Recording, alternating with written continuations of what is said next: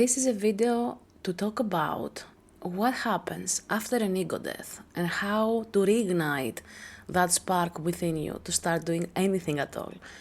Hi, this is Elena. I'm a spiritual mentor and an ascension guide. So in this video, what we will be talking about has to do with that feeling after an ego death, how it feels like, what's going on, and how to start over your life again. It is something we usually go through many times, so I'm pretty sure you have experienced it at least once after a massive spiritual awakening, because there are also these spiritual awakenings where there is no actual ego death, but we are awakening to one part of our realities that we couldn't handle or see or perceive before, and we are becoming more aware of how our realities are created.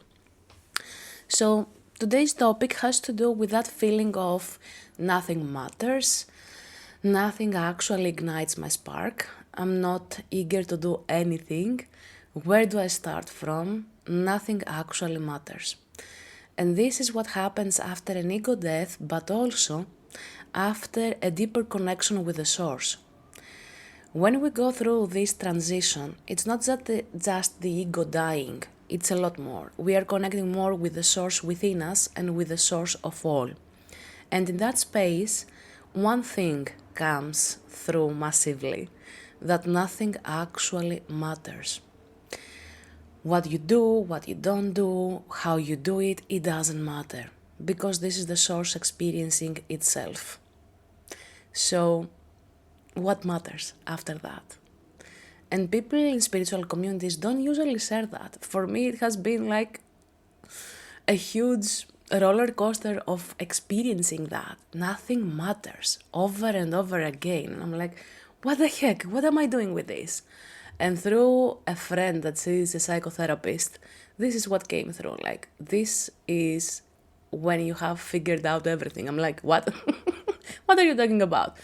She says, this is what we are taught in psychotherapist schools of this is the ultimate truth, one of the ultimate truths. And I was, I'm listening.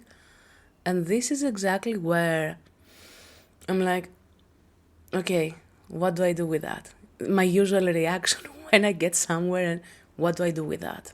And this is the point where you have to sit back, where your identity has collapsed one more time, or the sense at least of identity has collapsed. And this is how you reconnect deeper with your soul, with the source, and you're becoming one within yourself. So all the parts that were incoherent, that were in conflict, that were driven in one point or the other point, and there was some kind of push and pull within yourself, these aspects within you have collapsed and they have become one within yourself. So this is why you get the feeling that nothing actually matters, because it's somehow the truth. Yet you are on this journey of life on this planet, and you get into a space of understanding yourself on a deeper sense. And then what happens? In that space, which I usually call the void, the space where nothing matters, where your personality is being reconstructed, where the sense of purpose of life, of love are being reconstructed, if you don't push yourself to do something and you let it come to you with a subtle voice, let me do this, regardless of what is important, regardless of what I used to do, regardless of what my routine is, I'm gonna dismiss everything and I'm gonna sit with myself and hear that inner voice that is very subtle, and I will do what she says, what he says, what they say, whatever in that space. It's not a gender specific video either way. So as you do that, what you actually do is allowing your true self to emerge from that death, from that transformation that you just gone through. And by allowing that, you are connecting more with your true self. what will come first may not be your soul's purpose. Like, I need to be doing this, or I want to be doing that, and this and that. That's not how it works. You may come into a space of wanting to do something as a little desire that shows up from the depths of your soul, of something that has nothing to do with work, nothing to do with something monetized, that cannot be monetized, something that can actually bring some kind of satisfaction, some kind of joy, some kind of excitement in that little way. And this is how your sacral chakra is being reignited in many ways. Your solar plexus is being reignited because after an ego death, the usual things that are collapsing, usual energies that are collapsing, are root chakra, sacral chakra, solar plexus chakra, even the heart in some ways, but mostly in the human way. So, when you find yourself in a space of that void of nothing matters, I'm not interested in anything, it doesn't matter if I do this or that, this is your truth. And through that truth, I don't want you with the logical mind, oh, I used to do that and it actually made me feel good. If you start doing that, you are rebuilding your own self-identity, but in the wrong way. When that identity is being rebuilt through the mind, through what I knew that was working for me, then ego rebuilds, but through the logical mind, through the old identity of ego. And that eventually will have to be collapsed over and over again until you allow yourself to be rebuilt from that subtle voice that starts from within. And I know, usually it is a mixed feeling of, I need to be doing something, I should be doing something, what am I doing with my time, what am I doing with my energy, what am I doing with my time, what am I doing with my energy, what am I actively doing. This is again a masculine energy within you, a voice of a parent, not necessarily your father's, but it could also be your mother's. It doesn't have to do with a gender specific energy, it's a masculine toxic energy that tries to motivate you in something that is not actually you. In that space, I want you to realize that this voice isn't yours, that this voice is someone else's that still runs through your system. And you have to collapse that again with awareness. That is the only thing you can do for yourself, like being aware that this voice isn't mine, isn't actually mine, so I shouldn't be listening to that. And you will tell me I came through an ego death, a collapsing of a whole identity of me. Should I continue collapsing stuff? Absolutely yes. Because in that void space that you start to get out of it, you can realize even more. And it's not about sussing that voice, setting up that voice. It's about understanding it. It's about owning if this is yours or not. Should I stop hearing that voice or not, and why? Because that will get you a deeper connection again with yourself and who are you and what is the voice that speaks from within. So when you do that, you will allow yourself to be rebuilt slowly by following that subtle voice within. And you can see that in Carl Jungian philosophy as well. Carl Jung has a lot of material on this about spiritual awakenings, but not exactly mentioned as these, where you realize that you have to follow that inner voice that gets you into a space of listening and actively doing only what is in alignment with you. You will feel like a zombie, you will feel like a baby that is barely been born again, and that is okay. So follow that subtle voice of where your spark can be ignited again. This is connected with your true self, with that voice within yourself that is embedded and has to do with no one else. And that will be guiding you as a compass that will be rebuilding your sense of identity in a different way. And then what you feel that excites you, that what you feel as that it makes you feel passionate about yourself, about your life, will start showing up bit by bit.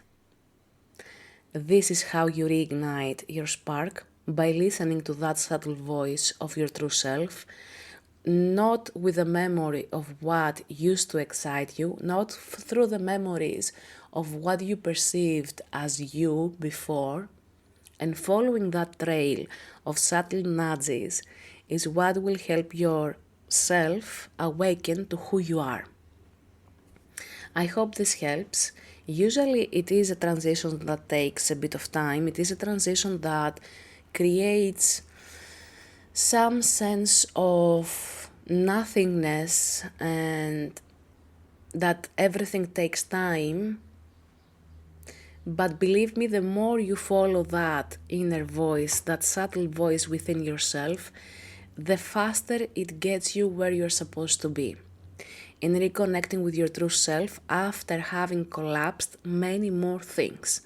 Not through a rational decision, not through logic, not through memory of what you used to remember of helping you, but actively listening to that little voice within, directing you, guiding you to where you're supposed to be, immersing yourself next, so that spark can be reignited.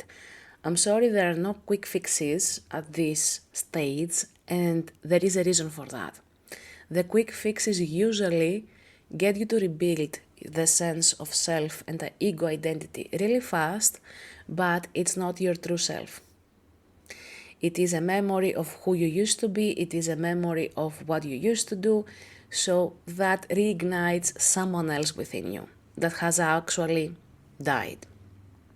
So instead of rebuilding from what you remember of yourself through memory, allow yourself to be rebuilt through the slow process of following the subtle nudges within myself and following what makes me happy, what makes me passionate about life, about myself. And at this stage, if you get to be in a space of, I need to follow my purpose.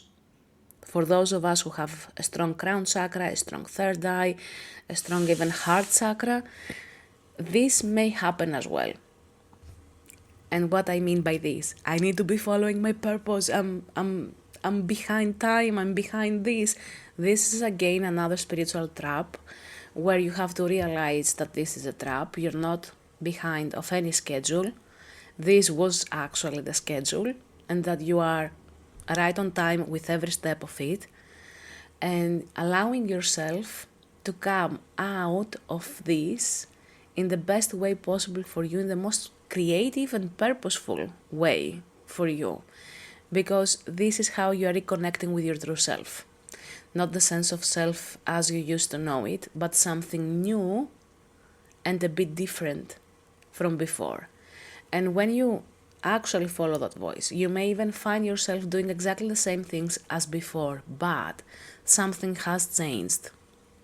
And this is how you do things, how you feel about the things you do. Even if you continue doing the same things, the way you are doing them, the way you feel about these same things will have changed.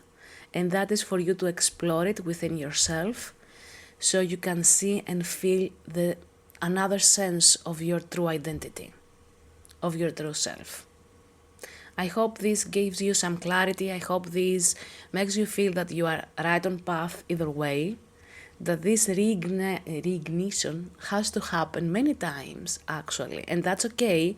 That is the schedule, that is the path, without feeling guilty or shame, because these are not your innate feelings, these are not yours. These come again from another person's voice that still operate through your own voice. So finding that space, learning to be okay in that space, learning to remember yourself, allowing your true self to immerse through that space is the best way to go through that stage of what the heck is going on with me? Is there something wrong with me? No, there isn't.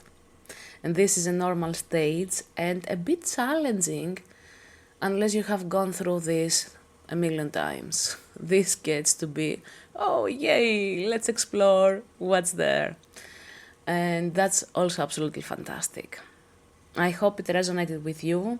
Please do leave me any comments of how you have experienced this or how it has felt for you in the past or recently actually, because let's not forget we are still going through many spiritual awakenings as always. And please don't hesitate to connect with me, to book a session. If something resonates with you from all of these things, I would love to connect with you, to be there with you, to help you in your process, in your growth, in your expansion, in the way that feels in resonance with you. And as always, be true to yourself and be your true self. Everything is energy, so stay connected with that and feel your way through it. Much love, Elena.